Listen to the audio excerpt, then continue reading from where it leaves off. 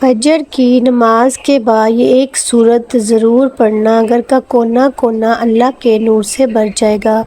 حضرت محمد صلی اللہ علیہ وآلہ وسلم نے فرمایا، محترم ناظرین، اللہ تعالیٰ نے انسان کو دنیا میں صرف کھانے پینے، سونے جاگنے اور روزمرہ کی مشغولیات کے لیے نہیں بھیجا، بلکہ اس کی تخلیق کا اصل مقصد اپنی بندگی، اطاعت اور قرب الہی حاصل کرنا ہے۔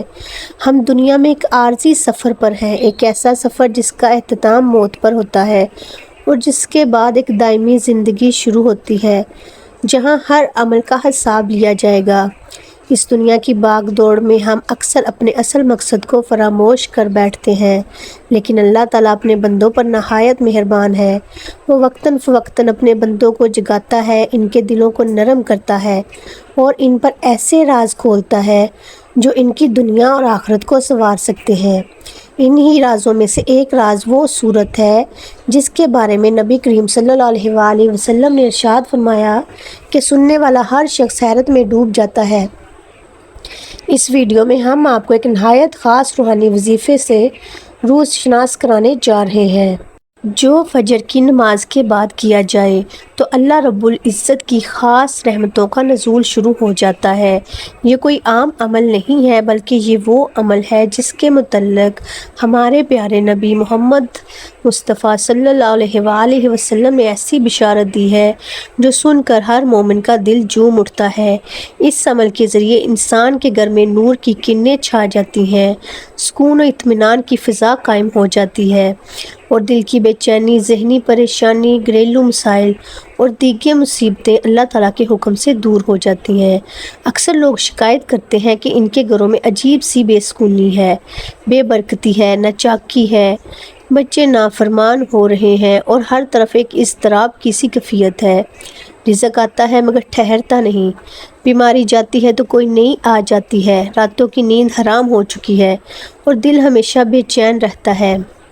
ایسے میں انسان کا سب سے بڑا سہارا صرف اور صرف اللہ کی طرف رجوع کرنا ہوتا ہے۔ جب انسان اپنے رب کی طرف متوجہ ہوتا ہے، اس کی کتاب کو تھامتا ہے، اس کے محبوب نبی صلی اللہ علیہ وآلہ وسلم کے بتائے ہوئے طریقوں پر چلتا ہے تو اللہ رب العزت اس کے لیے زمین اور آسمان کی برکتیں کھول دیتا ہے۔ ناظرین، فجر کا وقت خاص طور پر قبولیت کا وقت ہوتا ہے۔ اس وقت کی عبادت، دعا، ذکر اور قرآن کی تلاوت کو خاص مقام حاصل ہے۔ قرآن مجید میں بھی اللہ تعالیٰ نے فجر کے وقت کی قسم کھائی ہے۔ والفجر یعنی قسم ہے فجر کی۔ جب اللہ رب العزت کسی چیز کی قسم کھاتا ہے تو اس کا مطلب ہوتا ہے کہ وہ چیز بہت اہم، باعزت اور بابرکت ہے۔ اسی لیے اہل اللہ، اولیاء اور صوفیہ کرام ہمیشہ فجر کی نماز کے بعد کچھ خاص اذکار، دعائیں اور قرآنی صورتیں پڑھا کرتے تھے۔ ان کا ایمان تھا کہ دن کی شروعات اگر اللہ کے نور سے ہو جائے تو پورا دن خیر و برکت اور کامیابی سے بھر جاتا ہے اور اللہ کے کلام کی تلاوت گھروں کو زندہ کرتی ہے اور ان میں نور اور رحمت کا نزول کرتی ہے۔ اہل ایمان کے لیے یہ ایک بہترین موقع ہے کہ وہ اپنے گھروں کو نور سے بھرنے کے لیے قرآن مجید کی صورتوں کو کثرت سے پڑھیں، جنہیں احادیث میں خاص فضائل کے ساتھ ذکر کیا گیا ہے، اور ان صورتوں میں سورۃ الفاتحہ نمایاں ہے۔ احادیث کی روشنی میں یہ بات واضح ہے کہ قرآن کی تلاوت انسان کے لیے نور، برکت کا ذریعہ ہے۔ حضرت ابو امامہ رضی اللہ عنہ روایت کرتے ہیں کہ رسول اکرم صلی اللہ علیہ وآلہ وسلم نے فرمایا، قرآن پڑھا کرو کیونکہ قرآن قیامت کے دن اپنے پڑھنے والوں کے لیے سفارش کرے گا۔ حضرت عبداللہ بن مسعود رضی اللہ عنہ سے روایت ہے کہ نبی کریم صلی اللہ علیہ وآلہ وسلم نے فرمایا، یہ قرآن اللہ کا دسترخوان ہے، جو اس سے جتنا لے گا وہی اس کا حصہ ہوگا، لہٰذا قرآن سے روشنی اور علم حاصل کیا کرو۔ حضرت انس بن مالک رضی اللہ عنہ سے روایت ہے کہ رسول اکرم صلی اللہ علیہ وآلہ وسلم نے فرمایا، جو شخص سورۃ اخلاص کو 10 مرتبہ پڑھے گا، اللہ تعالیٰ اس کے لیے جنت میں ایک محل بنا دے گا۔ حضرت ابو ہریرہ رضی اللہ عنہ سے روایت ہے کہ رسول اللہ صلی اللہ علیہ وآلہ وسلم نے فرمایا، جو شخص رات کو سورۃ البقرہ کی آخری 2 آیات پڑھ لے وہ اسے ہر آفت اور برائی سے بچا لیں گی۔ حضرت ابن عمر رضی اللہ عنہ سے روایت ہے کہ رسول اکرم صلی اللہ علیہ وآلہ وسلم نے فرمایا، قرآن پڑھا کرو کیونکہ یہ اپنے پڑھنے والوں کو جنت کی طرف رہنمائی کرتا ہے اور نہ پڑھنے والوں کو جہنم کی طرف۔ ان تمام احادیث سے یہ بات روز روشن کی طرح واضح ہو جاتی ہے کہ قرآن مجید کی تلاوت گھروں کو اللہ کے نور سے بھر دیتی ہے۔ اگر کوئی مسلمان قرآن کی ایک مخصوص صورت کو اپنی زندگی کا معمول بنا لے تو اللہ کی رحمت، سکون اور برکت اس کا گھر اور دل منور ہو جاتے ہیں۔ محترم ناظرین، ایک ایسا عمل جس کے کرنے کی برکت سے انشاءاللہ اللہ پاک ہر قسم کی پریشانی اور مشکل کو دور فرماتے ہیں۔ نبی کریم صلی اللہ علیہ وآلہ وسلم خود روزانہ یہ وظیفہ پابندی سے کرتے تھے۔ ہر مشکل کا فوری حل یعنی نبوی وظیفہ ہے۔ اس عمل سے وظیفہ ایک راوی کہتے ہیں کہ ہم نے رسول اکرم صلی اللہ علیہ وآلہ وسلم سے کہا کہ یا رسول اللہ، کیا ہم اس کو سیکھ نہ لیں؟ آپ صلی اللہ علیہ وآلہ وسلم نے فرمایا، کیوں نہیں، یہ کلمات اس لائق ہیں کہ جو بھی انہیں سنے وہ اسے سیکھ لے۔ آپ صلی اللہ علیہ وآلہ وسلم جب قرآن کی تعلیم فرماتے اپنی عملی زندگی میں اس کو قابل تقلید بنا کر پیش کرتے۔ قرآن کے بعد اگر کوئی چیز ہے تو وہ صاحب قرآن کی سیرت مبارکہ ہے۔ پیغمبر اسلام صلی اللہ علیہ وآلہ وسلم کی سیرت اخلاق کی عظمت کے آگے سرنگوں نظر آتے ہیں اور ان کے قول و عمل کی صداقت سے سند حاصل کیے بغیر دنیا کا کوئی انسان اخلاق کے اعتبار سے بڑا نہیں بن سکتا۔ اللہ تعالیٰ نے رسول اکرم صلی اللہ علیہ وآلہ وسلم کو ایک مثالی نمونہ بنا کر دنیا میں بھیجا ہے اور لوگوں کو یہ ہدایت دی ہے کہ زندگی کے ہر شعبے، ہر دور، ہر حال اس نمونے کے مطابق خود بھی بنے اور دوسروں کو بنانے کی فکر کریں۔ لہٰذا آپ بھی کسی قسم کی پریشانی ہو، دنیاوی، دینی، جسمانی، کاروباری پریشانی ہو، اولاد کے رشتے نہ آنے کی پریشانی ہو، ملازمت یا کاروبار میں نقصان ہو رہا ہو، ملازمت نہ مل رہی ہو، امتحانات میں کسی مشکل کا سامنا ہو، کسی بھی قسم کی پریشانی ہو جس میں آپ مبتلا ہوں، جس کی وجہ سے آپ پریشان ہوں، تو آپ اس مختصر اور آسان عمل کو اپنی زندگی کا معمول بنا لیجئے۔ انشاءاللہ عمل کی برکت سے اللہ پاک اپنا خاص فضل فرمائیں گے۔ تو ناظرین، اگر آپ چاہتے ہیں کہ آپ کو اس وظیفے کا پورا فائدہ ہو تو اس ویڈیو کو آخر تک ضرور دیکھیے گا۔ محترم ناظرین، پروردگار عالم نے اپنے پیارے حبیب مصطفیٰ احمد مجتبیٰ صلی اللہ علیہ وآلہ وسلم کو تمام جہاں والوں کے لیے رسول رحمت بنا کر بھیجا۔ آیت میں مذکور لفظ عالمین عالم کی جمع ہے، جس میں ساری مخلوقات بشمول انسان، فرشتے، جنات، حیوانات، نباتات، جمادات سب ہی داخل ہیں۔ رسول اکرم صلی اللہ علیہ وآلہ وسلم ان سب کے لیے رحمت اس طور پر ہے کہ دنیا میں قیامت تک اللہ تعالیٰ کا ذکر و تسبیح، اس کی عبادت و بندگی آپ صلی اللہ علیہ وآلہ وسلم کے دم سے قائم ہے اور آپ کی تعلیمات کی برکت سے جاری و ساری ہے۔ یہی وجہ ہے کہ جب زمین پر کوئی بھی اللہ اللہ کہنے والا نہیں رہے گا تو قیامت آ جائے گی۔ صحیح مسلم میں حضرت ابو ہریرہ سے روایت ہے کہ نبی کریم صلی اللہ علیہ وآلہ وسلم نے ارشاد فرمایا کہ میری اور میری امت کی مثال ایسی ہے جیسے کسی شخص نے آگ جلائی تو پروانے اور پتنگے آ کر اس میں گرنے لگے۔ میں تمہیں کمر سے پکڑ پکڑ کر کھینچتا ہوں اور تم اس میں چھوٹ کر گرتے ہو، یعنی میرے منع کرنے کے باوجود تم اللہ کی نافرمانی، فسق، فجور کا ارتکاب کر کے جہنم کی آگ میں گرنے لگتے ہو، اور آپ کی رحمت انسانوں میں مومن و کافر دونوں کے لیے عام ہے۔ صحیح مسلم میں حضرت ابو ہریرہ سے روایت ہے کہ آپ صلی اللہ علیہ وآلہ وسلم سے التماس کی گئی کہ اے اللہ کے رسول، مشرکوں کے لیے بد دعا فرمائیں۔ آپ صلی اللہ علیہ وآلہ وسلم نے فرمایا کہ میں لوگوں کے لعنت کرنے والا بنا کر نہیں بھیجا گیا ہوں بلکہ مجھے رحمت بنا کر بھیجا گیا۔ یہ ایک حدیث میں آیا ہے، اے پیارے حبیب صلی اللہ علیہ وآلہ وسلم، تو نہ ہوتا تو میں دنیا کو نہ بناتا۔ ایک حدیث قدسی میں فرمایا گیا، اے میرے نبی، اگر آپ صلی اللہ علیہ وسلم کو پیدا کرنا مقصود نہ ہو تو میں آسمانوں کو بھی پیدا نہ کرتا۔ ان حضرت صلی اللہ علیہ وآلہ وسلم کی ولادت باسعادت اللہ تعالیٰ کے عظیم ترین نعمتوں میں سے ایک نعمت ہے۔ ناظرین اکرام، ایک بزرگ تھے جن کے پاس کچھ طلبہ بھی رہتے تھے جو ان سے دین کا علم سیکھتے تھے۔ چنانچہ دن کے مختلف اوقات میں عوام الناس اس نافع وجود سے مستفید ہونے کے لیے آتے تھے، اپنی حاجات لے کے حاجات کے لیے دعائیں کراتے تھے۔ وہ بزرگ ایک دن اپنے طلبہ کے ساتھ مسند پر بیٹھے تھے۔ ایک شخص آیا اور اس نے درخواست کی، اے حضور، میں بہت گناہ گار ہوں، میں نے بہت ساری زندگی گناہ کیے، میرے لیے دعا کریں کہ اللہ تعالیٰ میرے گناہ معاف کر دے۔ ان بزرگ نے نصیحت کی کہ استغفار یہ ایک تسبیح روزانہ کر لیا کرو۔ وہ شخص چلا گیا۔ اس کے بعد ایک اور شخص آیا اور کہنے لگا اور شکایت کی کہ لمبے عرصے سے ہمارے ہاں بارشیں نہیں ہو رہی، جس سے ہماری فصلیں تباہ ہو رہی ہیں، آپ دعا کر دیں کہ اللہ پاک ہم پر اپنی رحمت فرمائے اور ہماری فصلیں تباہ ہونے سے بچ جائیں اور ہماری خوراک کا بندوبست ہو جائے۔ آپ نے اس شخص کو بھی اس استغفار کے وظیفے کی تلقین فرمائی۔ ابھی کچھ ہی دیر گزری تھی کہ تیسرا شخص آ گیا تو اس نے دعا کے لیے درخواست کی کہ میں بہت غریب انسان ہوں اور میرے لیے دعا کریں کہ اللہ پاک میرے رزق میں فراوانی عطا کر دے اور میری مالی مشکلات کو آسان کرے۔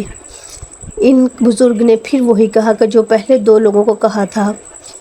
یہ سب ماجرا بزرگ کے طلبہ بھی دیکھ رہے تھے اور حیران تھے کہ اتنے سوالیہ اور انہوں نے اپنی مشکلات کا ذکر کیا، لیکن ہر بار ان بزرگ نے ایک ہی جواب دیا کہ کثرت سے استغفار پڑھو تو اللہ تمہاری مشکل حل کر دے گا۔ ان میں سے ایک طالب علم اس بارے میں پوچھ لیا کہ یہ کیا ماجرا ہے کہ ہر سوال کرنے پر آپ نے ایک ہی جواب دیا کہ کثرت سے استغفار کیا کرو؟ تو اس پر بزرگ نے فرمایا کہ میں اپنی طرف سے کوئی بات نہیں بتائی، بلکہ جو قرآن کریم نے فرمایا اسی کا ذکر کیا ہے۔ اب استغفار کون سا کریں؟ جو بھی استغفار آپ کو یاد ہو، استغفر اللہ ربی من کل ذنب واتوب الیہ، یا پھر استغفر اللہ پڑھ لیں۔ کوئی بھی استغفار اگر آپ کو آتا ہے تو آپ اس کا ورد کر لیا کریں، پھر دیکھیں اللہ پاک آپ پر آنے والی تمام مصیبتوں، مشکلات، مالی رزق کی تنگیاں کیسے ثانیوں میں بدل دیتا ہے۔ بلکہ کسی بھی شخص کو کوئی بھی پریشانی اور غم لاحق ہو تو استغفار کرنے سے کے بعد وہ یہ دعا پڑھے، سبحان اللہ و بحمدہ سبحان اللہ العظیم و بحمدہ استغفر اللہ۔ تو ناظرین محترم، وقت کی نزاکت کو مد نظر رکھتے ہوئے چلتے ہیں اس عمل کی جانب اور آپ کو بتاتے ہیں آپ نے اس عمل میں کون سی صورت اور کون سے کلمات پڑھنے ہیں کہ جن کے پڑھنے سے اللہ تعالیٰ کا گھر کا کونا کونا نور سے بھر دے گا، ہر طرف رحمتیں اور برکتیں نچھاور کر دے گا۔ حضرت محمد صلی اللہ علیہ وآلہ وسلم نے فرمایا، جو شخص یہ عمل کرتا ہے تو اللہ تعالیٰ اس کے گھر کو نور سے بھر دیتا ہے۔ تو پیارے ناظرین، پیارے مسلمان بہن بھائیوں، آپ نے یہ عمل نماز فجر کے بعد کر لینا ہے۔ آپ کی جو بھی حاجات ہوں، جو بھی خواہشات ہوں، جو بھی مقاصد ہوں، ان کو ذہن میں رکھتے ہوئے، ان کی نیت کرتے ہوئے سب سے پہلے باوضو ہو کر نماز ادا کر لینی ہے اور پھر حضور پاک صلی اللہ علیہ وآلہ وسلم کی ذات اقدس پر درود پاک کا نذرانہ پیش کرنا ہے۔ ثواب کی نیت سے ایک مرتبہ میرے ساتھ بھی درود پاک پڑھ لیجئے۔ بسم اللہ الرحمن الرحیم، اللہم صلی علی محمد وعلی آل محمد کما صلیت علی ابراہیم وعلی آل ابراہیم انک حمید مجید، اللہم بارک علی محمد وعلی آل محمد کما بارکت علی ابراہیم وعلی آل ابراہیم انک حمید مجید۔ درود پاک پڑھنے کے بعد آپ نے 100 دانوں والی ایک تسبیح لے لینی ہے اور سب سے پہلے سبحان اللہ و بحمدہ سبحان اللہ العظیم و بحمدہ استغفر اللہ کی ایک تسبیح پڑھ لینی ہے۔ اس کے بعد قرآن پاک کی وہ سورت، وہ بابرکت، مختصر، آسان اور رزق میں برکت دینے والی سورت جو 7 آیات پر مشتمل ہے اور قرآن پاک کی ابتدائی سورت بھی ہے، جسے سورۃ الشفاء بھی کہا جاتا ہے، ام القرآن بھی کہا جاتا ہے۔ یہ سراسر نور، سراسر شفاء اور اللہ کا خاص تحفہ ہے۔ تو آپ نے سورۃ فاتحہ کی تلاوت کرنی ہے۔ بسم اللہ الرحمن الرحیم، الحمدللہ رب العالمین، الرحمن الرحیم، مالک یوم الدین، ایاک نعبد و ایاک نستعین، اہدنا الصراط المستقیم، صراط الذین انعمت علیہم غیر المغضوب علیہم ولا الضالین۔ پیارے ناظرین، پیارے مسلمان بہن بھائیوں، سورۃ فاتحہ جو نبی کریم صلی اللہ علیہ وآلہ وسلم پر نزول وحی کی ابتدائی دنوں میں حضرت جبرائیل علیہ نزول وحی کی ابتدائی دنوں میں حضرت جبرائیل علیہ السلام کے حکم سے لے کر آئے اور فرمایا یہ وہ صورت ہے جو رب کائنات نے خود اپنے خزانے سے عطا فرمائی۔ یہ وہ صورت ایسی روشنی ہے جو اندھیرے کو ختم کر دیتی ہے، دلوں کو سکون دیتی ہے اور گھروں میں نور اور رحمت برسا دیتی ہے۔ سورۃ فاتحہ صرف نماز کی صورت نہیں، یہ بندے اور رب کا درمیان ایک رابطہ ہے، ایک گفتگو ہے، ایک عرض ہے، اور اس عرض کا جواب اللہ تعالیٰ خود دیتے ہیں۔ جو بندہ سورۃ فاتحہ کو اپنے روز کا معمول بنا لیتا ہے، روزانہ صبح شام کم از کم 3 بار اس سورہ کو دل سے پڑھتے ہیں، یقین اور توجہ کے ساتھ پڑھتے ہیں، تو اللہ تعالیٰ اس کے رزق میں بے پناہ اضافہ کر دیتا ہے، بیش بہا اضافہ کر دیتا ہے۔ اس کے گرد سے محتاجی اور تنگ دستی دور ہو جاتی ہے، اس کے دل سے بے سکونی ختم ہو جاتی ہے اور اس کی زندگی میں نور ہی نور پڑ جاتا ہے۔ سورۃ فاتحہ نہ صرف رزق کے دروازے کھولتی ہے بلکہ دل کی بیماریوں، نفسیاتی الجھنوں اور زندگی کی تھکاوٹوں کا علاج بھی ہے۔ یہ سورہ نبی کریم صلی اللہ علیہ وآلہ وسلم کے ان خاص تحفوں میں سے ہیں جن پر خود جبرائیل علیہ السلام نے کہا کہ یہ نور اللہ نے آسمان کی بلندیوں سے آپ کے لیے خاص نازل فرمایا ہے۔ اگر آپ چاہتے ہیں کہ ایسا عمل کیا جائے جو اللہ کو پسند آ جائے اور رسول اکرم صلی اللہ علیہ وآلہ وسلم کی خوشنودی کا ذریعہ بن جائے تو سورۃ فاتحہ کو نماز فجر کے بعد خلوص دل سے پڑھیں، بلکہ جب بھی نماز پڑھیں نماز کے بعد دعا مانگنے سے پہلے 3 بار اس سورہ کو لازمی پڑھا کریں، کیونکہ یہ سورت ایک دعا ہے جس سب سے بہترین دعا۔ اگر اس کو آپ دعا مانگنا نہیں آتا اس سورہ کو پڑھ لیا کریں۔ یہ سورت آپ کے لیے سراسر ہدایت، حفاظت ہے، قبولیت ہے، آپ کی تمام حاجتوں کے لیے، آپ کی دنیا اور آخرت کی زندگی کے لیے بہترین دعا ہے۔ تو اس سورہ مبارکہ کو آپ نے 3 مرتبہ پڑھ لینا ہے اور اس کے بعد آپ نے آخر میں اتنا ہی درود پاک پڑھ لینا ہے جتنا آپ عمل کے شروع میں پڑھا تھا۔ اس کے بعد آخر میں دعا کریں اور دیکھیں کہ کس طرح آپ کی زندگی میں اللہ کا نور برسنے لگتا ہے۔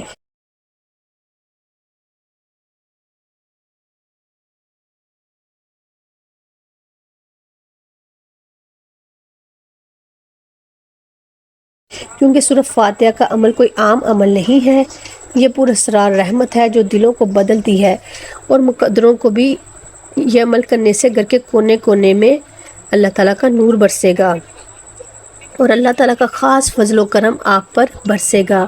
اور آخر میں دعا ہے کہ اللہ تعالیٰ میرا سنانا اور آپ کا سننا اپنی پاک بارگاہ الہی میں قبول و منظور فرمائے۔